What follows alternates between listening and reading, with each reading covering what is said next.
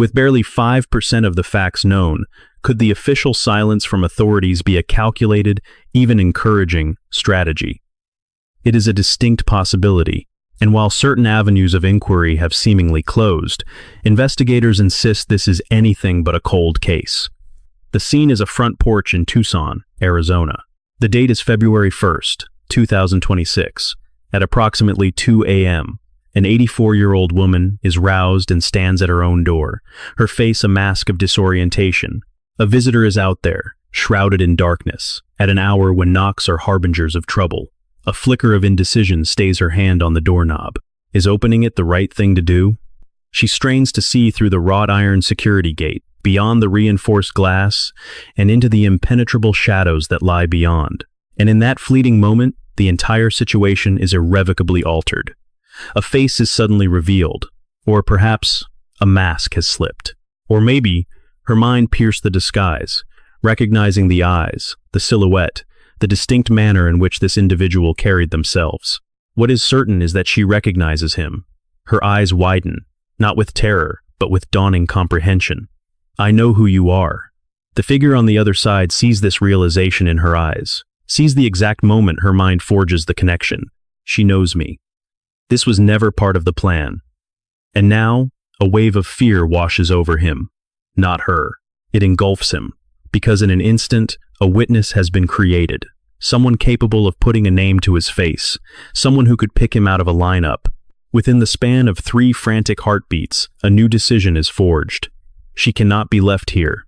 Retreating back into the house is not an option. She must come with me, now.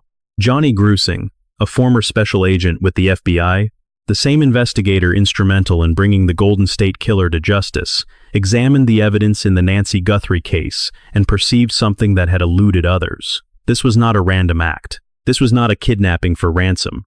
This was the consequence of 3 seconds of unbroken eye contact on a darkened porch. 3 seconds that upended everything, because Nancy Guthrie recognized the person at her door. And that recognition left her visitor with no alternative but to ensure she vanished. The case of Nancy Guthrie, the recognition theory. What unfolds when a victim simply knows too much? Before we delve into the hypothesis that could finally break this case, it is essential to understand the woman at its center, Nancy Guthrie. Not merely as Savannah Guthrie's mother, and not just as another statistic in a file of missing persons, but as an individual, a woman who lived a full life. A life defined by routines, relationships, and a community that held her in high regard. Nancy Guthrie was 84 years old at the time of her disappearance, but she was far from fragile. She was anything but isolated. She was a vibrant, active woman, deeply intertwined with her family and her Tucson community. She resided by herself in a lovely home within the Catalina Foothills area, recognized as one of Tucson's most prestigious neighborhoods. It's a serene, affluent community where significant crime is a true rarity. A place where neighbors are acquainted, where a sense of security allows for open garage doors and late-night dog walks. Nancy was a widow, and she was the mother of 3 grown children. Among them, Savannah, the co-anchor of the Today Show, a face familiar to millions across the nation. Her daughter Annie also lived in Tucson with her husband, Tomaso, along with another daughter. She maintained an incredibly tight bond with her family. On January 31st, 2026, the very day she vanished, Nancy had been with Annie. Earlier that day, an Uber had transported her from her residence to Annie's. That car ride might contain the final recorded images of Nancy Guthrie alive, smiling, conversing, simply living her ordinary day. The Federal Bureau of Investigation is in possession of that video footage. It has been meticulously reviewed, frame by agonizing frame, for any anomaly, for any hint of surveillance, for any indication that something was amiss. But by all accounts, it was an utterly mundane Uber trip. Nancy is seen entering the vehicle, engaging in casual conversation with the driver, presumably arriving at her daughter's home for a routine family visit. Later that night, somewhere between 9:30 and 10 p.m., it was Annie's husband, Tomaso, who drove Nancy back to her house. He saw her to her door in the Catalina Foothills just before 10 o'clock. Nancy went inside. She was weary after a full day. At 84, she depended on her rest, her medicine, and her established routine. Tomaso departed. He would be the last known family member to ever see Nancy alive. She was fitted with a pacemaker, a Medtronic device that tracked her cardiac activity and synchronized with her phone through Bluetooth. She required medication every day. She had appointments on her calendar, plans made with her family, a life that she fully intended to continue. At some point after 10 p.m., Nancy Guthrie began her standard evening ritual, but between 10 p.m. and 2:30 a.m., that ritual was violently interrupted. Someone appeared at her door, someone she might have known, and then Nancy Guthrie was gone forever. Before we dissect this theory in greater detail, if you are drawn to cases of this nature, where expert analysis from former federal agents can fundamentally reshape our understanding of events, we encourage you to follow our ongoing work. We are committed to moving beyond the recycled headlines and publicly available information. We present expert analysis, deep investigative perspectives, and theories from the very people who have successfully closed cases of this magnitude. Every single detail is critical. Every possibility demands scrutiny. Continue to follow this investigation, because this case is a long way from being closed. Now, it is time to discuss the man who formulated this theory. To understand who Johnny Grusing is to understand why his insights carry such immense credibility within the world of law enforcement. Johnny Grusing is not a media personality. He isn't a podcaster spinning theories from a remote studio, nor is he an amateur sleuth connecting disparate threads on internet forums. Johnny Grusing is a former special agent for the Federal Bureau of Investigation, with a history that reads like a dark crime novel. His work centered on the Bureau's most violent cases, from sexual assault and kidnapping to homicide and cold cases that had languished for decades, their files collecting dust in evidence lockers while families waited in silence. He was one of the pivotal investigators on the trail of the Golden State Killer. That man, Joseph James DeAngelo, was a serial predator who held California in a state of fear for years. For an entire generation, DeAngelo remained a ghost, until Grusing and his team harnessed the power of investigative genetic genealogy to finally unmask him. It is the very same cutting-edge technology now being considered in the Nancy Guthrie investigation, using the DNA samples dispatched to the Florida laboratory. Grusing has witnessed the full spectrum of criminal behavior, the critical errors perpetrators make under pressure, the predictable patterns they fall into when they believe they are untouchable. He understands how investigations can succeed and how they can utterly collapse from a single, overlooked detail. And when Grusing examines a case file, he isn't making assumptions. He is deconstructing behavior, evidence, timelines, forensics, the very nature of a human mind under duress. He is leveraging decades of hard-won experience to solve a puzzle that, on its surface, seems to defy all logic. Because the central mystery of the Nancy Guthrie case, the part that troubles an expert like Grusing, is that it conforms to no established criminal archetype. It lacks the characteristics of a standard kidnapping for ransom. No one made direct contact with the Guthrie family to demand a payment. The family initiated the offer of $1 million. The Federal Bureau of Investigation contributed $100,000, and an anonymous source added another $100,000. That is $1.2 million waiting to be claimed, and yet, complete silence. It also doesn't fit the profile of a burglary that went awry. There is no sign of anything stolen, no indication that the home was ransacked in a search for valuables. It was not a typical home invasion. The security gate, a formidable Diablo wrought-iron barrier engineered to stop forced entry, was neither breached nor damaged. So, what exactly was it? Grusing speculates that the event began as one thing, but morphed into something fundamentally different in the space of mere seconds. A confrontation that escalated uncontrollably the very instant Nancy recognized the individual standing on her doorstep. Yet Grusing proceeds with caution. His time in law enforcement has taught him the profound risks of certainty. As he stated to Fox News, "It's difficult to be an expert in human behavior because it is so unique to the individual. I'm simply attempting to draw from the experiences of various cases and apply some form of logic to this, hoping that a member of the public who suspected it might be someone they know, whether that's a relative, a coworker, a friend, or an associate, can provide that final piece of the puzzle." Grusing is not asserting that he knows precisely what transpired. He is not leveling an accusation. He is not proclaiming the case closed. He is working exclusively from information that has been made public. And he is proposing a hypothesis with the hope it might dislodge a critical memory. Perhaps there is someone out there who knows an individual matching this psychological profile. someone with access to Nancy's neighborhood, someone who may have had a plausible reason to appear at her home that night, someone whose demeanor shifted after February 1st. Grusing is advancing this theory because he suspects the answer is much closer than anyone imagines. The perpetrator is not in Mexico. They are not in another state. They are local. They are a part of the community, a person Nancy would have known on sight. And that person is still at large. Let us reconstruct the timeline of Nancy Guthrie's final known movements. In the early afternoon of January 31st, Nancy utilized a ride-sharing service to visit her sister Annie's home. The Federal Bureau of Investigation possesses this footage, quite possibly the last video of Nancy alive, aside from the doorbell camera's final images. That evening, between 9:30 and 10 p.m., her brother-in-law, Tomaso, drove Nancy back to her residence. He dropped her off just before 10 p.m., becoming the last known family member to have seen her alive. From 10 p.m. until 1:47 a.m., Nancy's activities are unknown.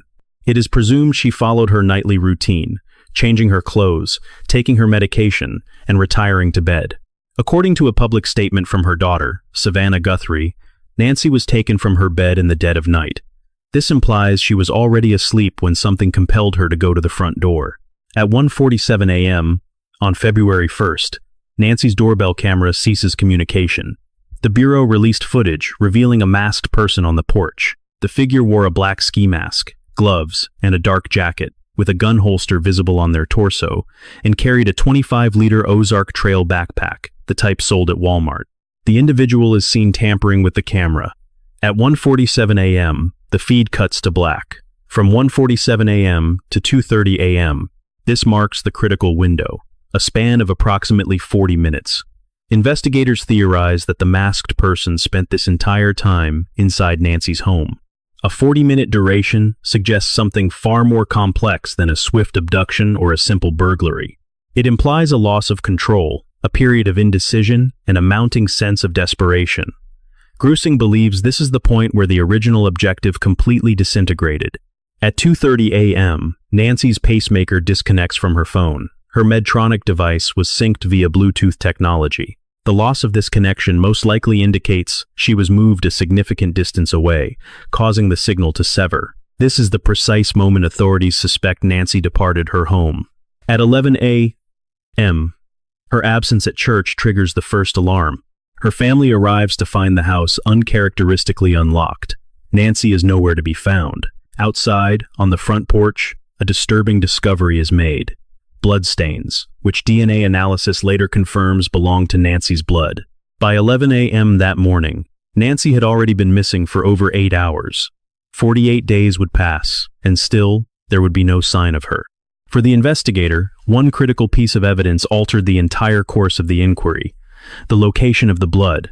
It was not discovered inside the house. It was on the porch. Sheriff Chris Nanos would later make a public confirmation. Forensic DNA testing had verified the blood belonged unequivocally to Nancy. Droplets formed a spatter pattern, a silent narrative of a violent struggle. Yet, officials remained tight-lipped, releasing no information about any blood discovered within the home itself. There were no reports of blood in her bedroom, nothing in the living areas. The entire scene of violence was confined to the exterior. To the lead investigator, this painted a very specific picture. Nancy was not attacked in her bed. This was not an ambush while she slept. Instead, she had made her way to the front door. She had either opened it or stepped out onto the porch, and it was there that the confrontation took place. Consider the physical layout of the entrance. Nancy's front door was protected by a heavy, Diablo-style wrought-iron security gate, a formidable barrier designed specifically to stop forced entry. Breaching it would not be a simple task. It would require tools, significant force, and it would create a considerable amount of noise over a period of time. Yet, there was no evidence that the gate had been damaged. The only logical conclusion was that Nancy had opened it herself. This raises the central, chilling question: why would an 84-year-old woman open her door at 2 a.m? The investigators' prevailing theory is that she was lured outside, a knock at the door, a voice calling her name. Someone uttered words that were calculated to make her feel secure enough to approach the door. Perhaps it was a familiar voice, or maybe it was a plea for help. It could have been an individual posing as law enforcement. Whatever the method, something compelled Nancy to walk to that door, and as she arrived, as she peered at the figure on the other side. She saw something that would change the course of the night.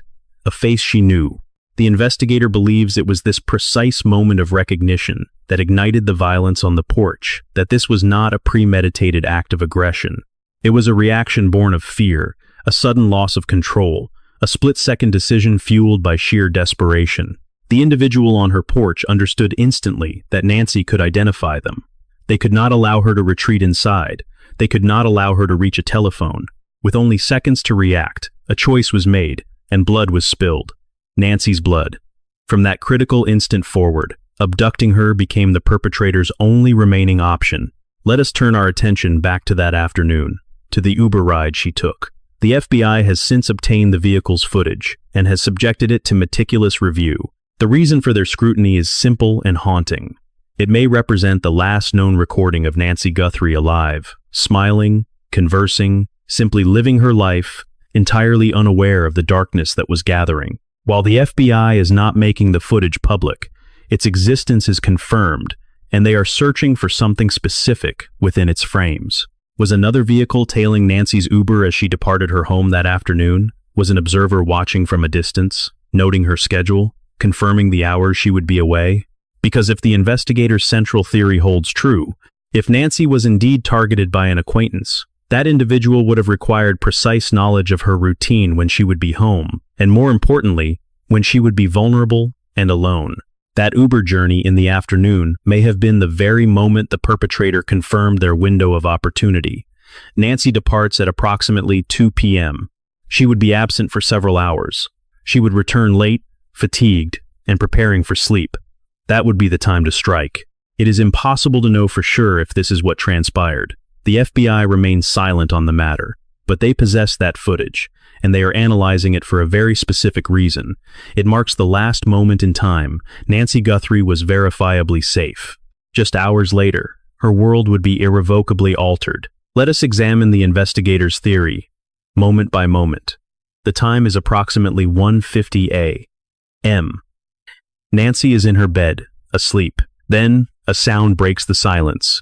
A knock, the chime of a doorbell, a voice from outside. Nancy is startled from sleep, groggy and disoriented. Who could possibly be at her door at such an hour? In this moment, Nancy faces a series of choices. She could ignore the disturbance. She could telephone 911, or she could simply wait, hoping the person would leave. But she does none of those things. Instead, she gets out of bed. She walks to the front door. The question is, why? The investigator believes the person outside used specific words designed to make Nancy feel secure enough to approach. It might have been a voice she recognized. "Nancy, it's me. I need your help." Or perhaps it was someone posing as an authority figure. "Mrs. Guthrie, we need to speak with you regarding a security issue." It could even have been someone feigning injury, crying out, "Help, I've been in an accident." Or it was simply an acquaintance whose voice carried no immediate sense of alarm. Whatever the tactic, something compelled her to approach the door. To understand what happened next, one must understand her home's security. First, there was the heavy, solid Diablo wrought-iron gate. Behind that stood the main door to the house. This setup allowed Nancy to peer through the gate to see her visitor, without compromising her safety. The investigator is convinced this is precisely what she did. She walked to the entrance. She looked through the ironwork of the gate, and she saw a figure standing there. Now, the available doorbell camera footage shows this figure was wearing a mask, their face entirely obscured. But the lead investigator does not believe Nancy recognized a masked individual. He posits that one of several scenarios unfolded. Perhaps the mask slipped as the person was speaking, or the person may have removed it intentionally, believing Nancy would never open her door to a masked stranger. Another possibility is that Nancy saw past the disguise, that she recognized the eyes, the physical build, the cadence of their voice, or the subtle way they moved. Whatever the tell, something in her mind clicked. "I know you." Her expression shifted through a rapid, terrible sequence. Confusion, then the dawning horror of recognition, and finally, pure shock. The figure on the porch saw it all. Witnessed the precise moment Nancy understood exactly who was standing there. "She knows who I am," and in that instant, everything pivoted. Recognition transformed her from a victim into a witness. One who could describe to the police exactly who had appeared at her door at 2 in the morning. This was an unacceptable development. Fear seized control, not Nancy's, but his. A frantic internal calculus began. What do I do? She's seen me. I cannot let her retreat back into the house. I have to intervene, right now. This forces the central question that perplexes everyone involved.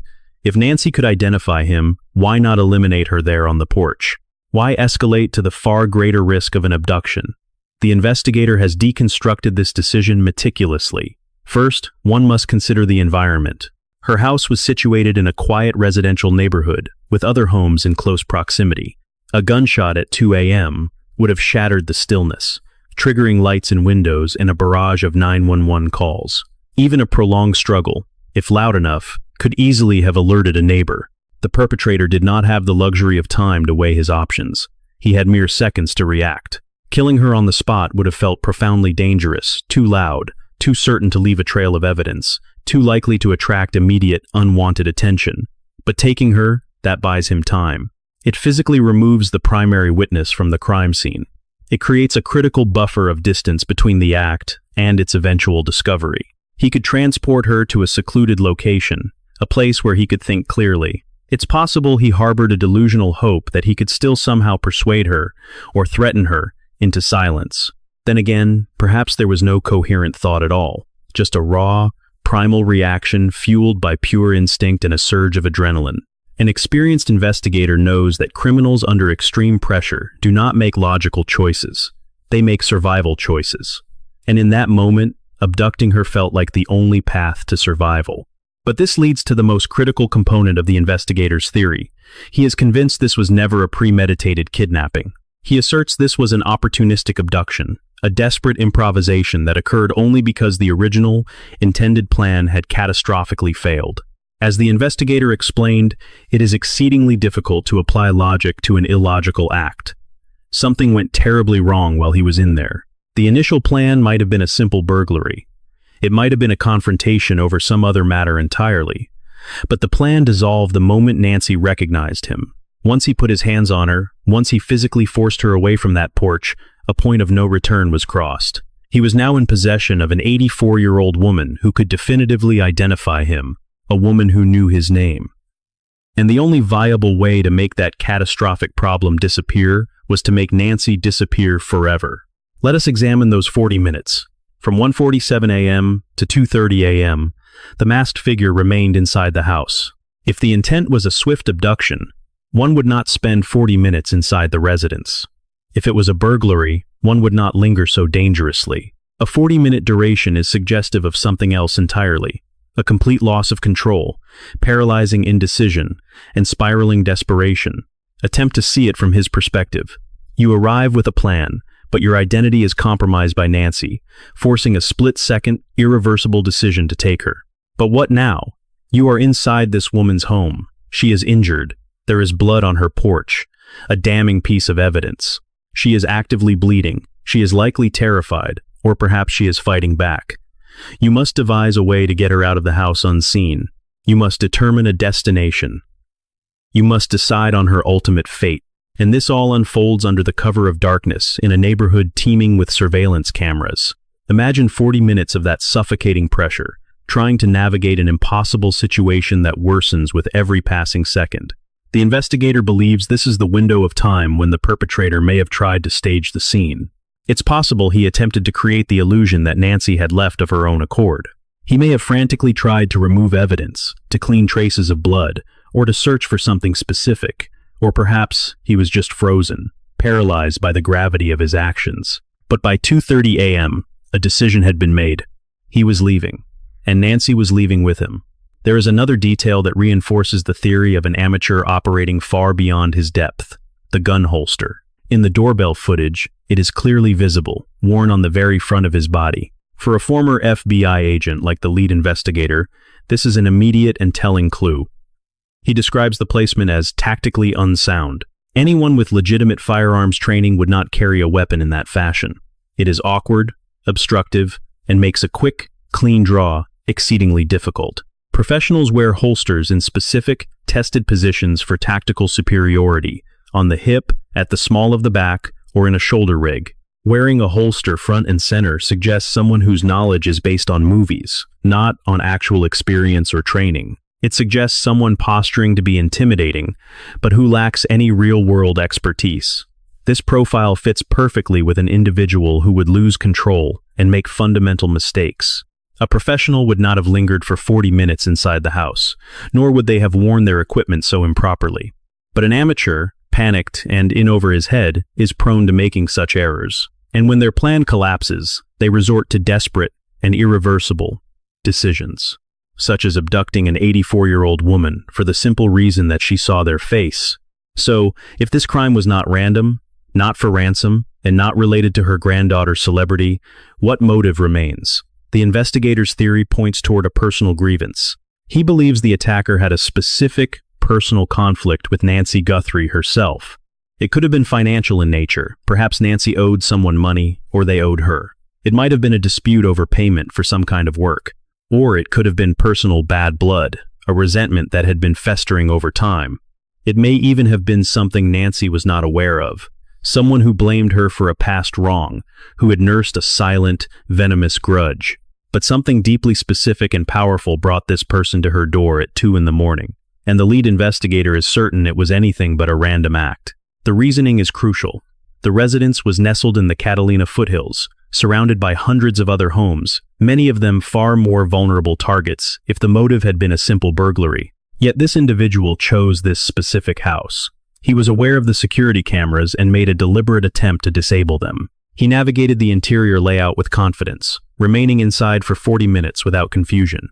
This intruder possessed an intimate knowledge of her schedule, knowing she would be there, alone. This was not a random act of violence. It was a targeted event, and a targeted attack implies a motive, a pre-existing connection. Investigator Grusing theorizes that Nancy was acquainted with this person, perhaps not intimately, but familiar enough that his face or voice would have triggered immediate recognition, a single moment of realization. I know you. That, they believe, is what sealed her fate. As Grusing stated, if anyone in the public knows an individual matching this profile, a person with access to that neighborhood, someone whose demeanor shifted demonstrably after February 1st, they are the one investigators urgently need to identify. Perhaps it was a contractor who had worked on the house the previous year, or maybe someone with whom she had a prior dispute. It could be someone whose behavior altered noticeably after February 1st, an individual who suddenly became paranoid or secretive, or someone who began probing for details about the police investigation.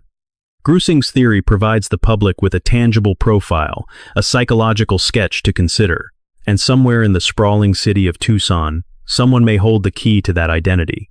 Another piece of evidence seems to bolster Grusing's hypothesis. The matter of the supposed ransom notes. Communications demanding a ransom were sent not to the family, but to multiple media outlets. TMZ detailed a sophisticated demand involving cryptocurrency, yet the Guthrie family themselves were never approached directly. If this were a genuine kidnapping for ransom, why approach a media entity instead of the family? It defies logic. Unless, of course, the ransom itself was a fabrication. For Grusing, this absence of direct contact with the family is a critical detail. It strongly suggests that ransom was never the true objective. The actual motive, he believes, was something far more personal. This is further supported by the fact that the $1.2 million reward remains unclaimed. For anyone with information on Nancy's whereabouts, that sum represents life-altering money. Yet silence prevails, suggesting the perpetrator is not driven by financial greed. Instead, the motivation appears to be fear of identification, or perhaps the crushing weight of guilt. The knowledge of what was done is an irreversible burden. Grusing remains firm in his conviction. This was not about ransom. This was personal. Let us examine the evidence that supports this theory of recognition. First, the blood discovered on the porch.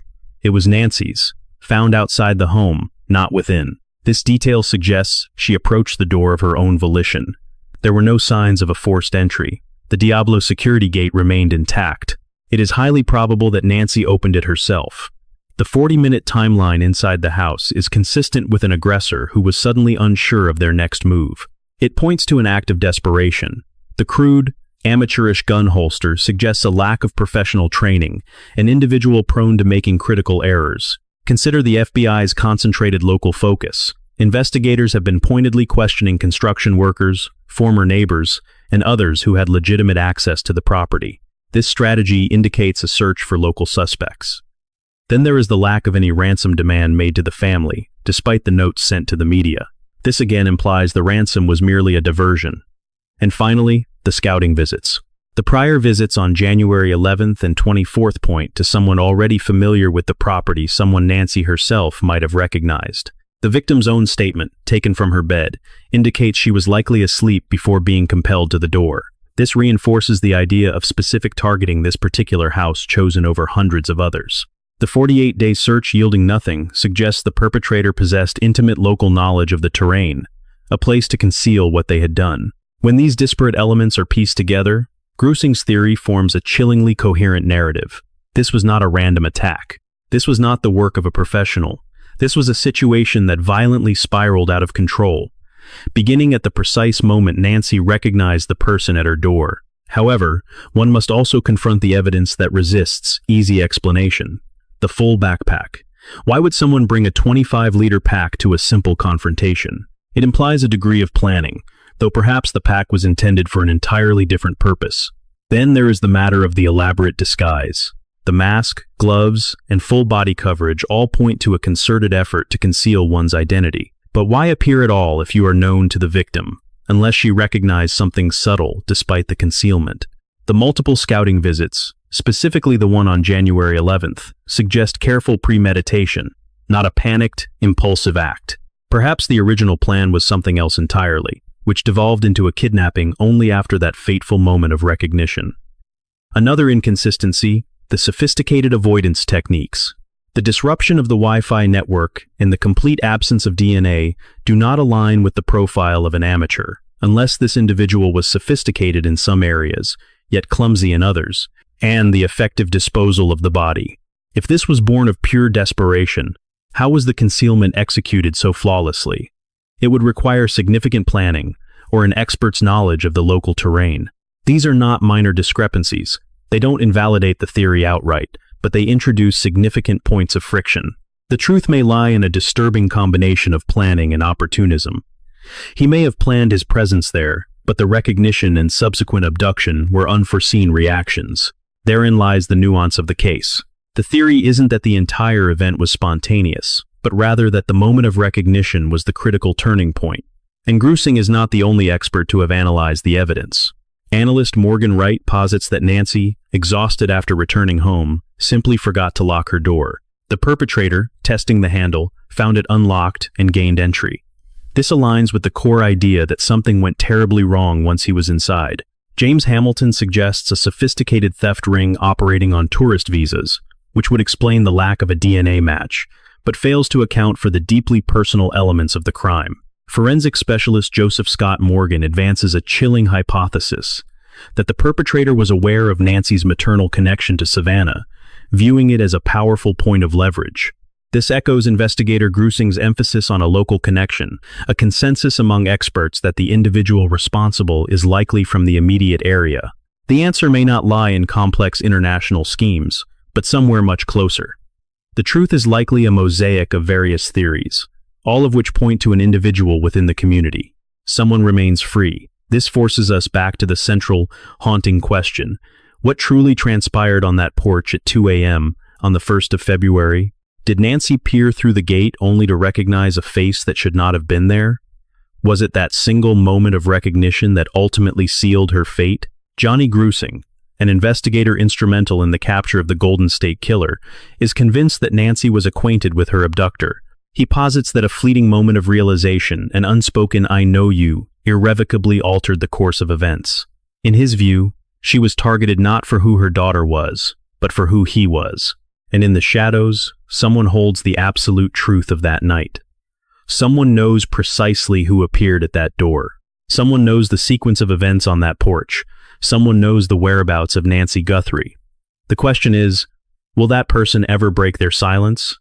Will a call be made to the FBI at 1-800-CALL-FBI? Will they furnish the crucial piece of information that finally brings Nancy home? Or is this case destined to become another cold, unanswered file? Grusing provides a logical framework, a compelling theory, But only a single individual can deliver the facts, the person who was present, the one Nancy may have recognized. Until that individual comes forward, Nancy's family is left to wait, to hope, and to perpetually search for an explanation. The porch light remains on, a lonely beacon in the encroaching darkness. It illuminates the very same porch where blood was discovered, where a violent struggle took place, where an 84-year-old woman may have locked eyes with someone she knew. Today, yellow flowers adorn the driveway, and ribbons are tied to the gate, but amidst the cards filled with prayers, the porch itself is stark and empty. The Diablo security gate is locked, the door is closed, leaving only the palpable weight of what occurred. The image lingers, devoid of music or commentary. There is no resolution, only the unsettling certainty that somewhere an individual knows what happened here. Someone knows why Nancy's blood stains this concrete. Someone holds the reason she never made it back inside. Did she know him? Fading to black, we are left with a powerful theory from Grusing, not as a solution, but as a lens through which to understand the possibilities. If Nancy did in fact recognize her attacker, then the answer is not concealed on foreign soil. The solution lies in Tucson, within the fabric of the neighborhood, buried in contractor lists and construction permits. It might even be found with those who relocated just before February 1st. The truth is there, patiently waiting to be unearthed. There is someone who observed a sudden change in another's behavior, someone who took note of something that felt deeply wrong, someone who pieced together the clues, but then rationalized them away. That very person could be observing this right now. If this perspective alters your view of the case, please indicate it. Offer your thoughts in the comments. Do you subscribe to the theory that Nancy recognized the person who took her? For more in-depth analysis from former federal agents and forensic professionals, subscribe to this channel. We don't merely recount events. We are engaged in a search for truth. And Nancy Guthrie deserves nothing less. Contact the FBI at 1-800-CALL-FBI or call the Pima County Sheriff at 520-351-4900. A $1.2 million reward is waiting. Someone has the answer, and that someone holds the power to bring this family closure.